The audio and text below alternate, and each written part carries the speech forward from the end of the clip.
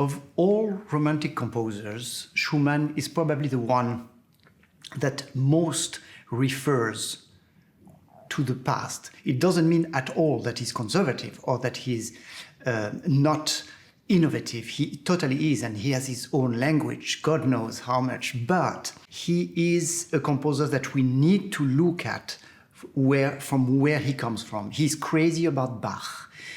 He refers to Bach in his works. The way he uses articulations, slurs, or accents and everything, this all comes from the performance practice that preceded his time.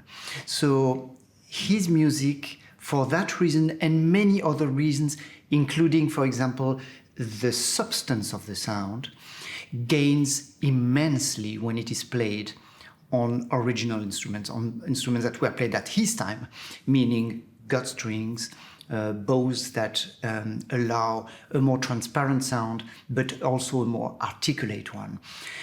And we have to remember that for many years, for decades, until recently, people would say, oh, Schumann, great composer, beautiful, but bad orchestration. And then groups like Freiburger Baroque Orchestra and now Wrocław Baroque Orchestra come and play this music, and you realize, oh, it's actually very transparent. It is not thick. It is not a problematic orchestration. We were not doing a good job.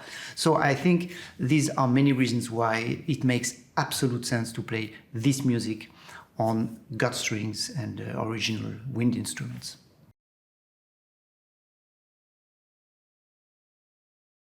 By temperament and by the people I met in my life, in my education already, and then at the beginning of my professional life when I was in Ensemble Intercontemporain with Pierre Boulez, and when I was daily, I would say confronted, but it's more inspired by the presence of the living composers of the music I was playing, so contemporary composers.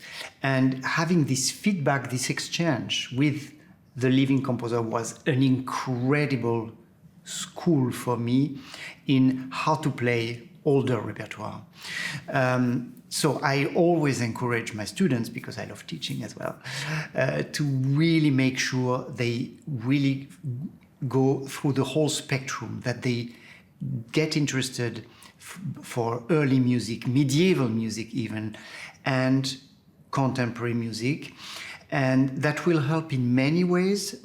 That will help them into finding modernity in the old composers. So when you play a harmony by Bach or by Beethoven or by Schumann, one could say nowadays, well, we've been there before, right? We know it. So we don't experience it anymore. And one condition for making good music is that as a performer, you have to experience it. When there is a modulation, when a composer brings you somewhere with tonalities, you have to experience it. It's not enough to just know it. You have to experience it.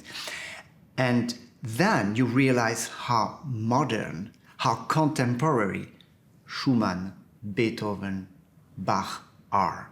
And so that's one of the reasons you really should always look at the full spectrum. Clara Schumann played an immense role in the life of Robert in many ways. She was, first of all, we know she was an exceptional musician, an incredible pianist, which he wasn't.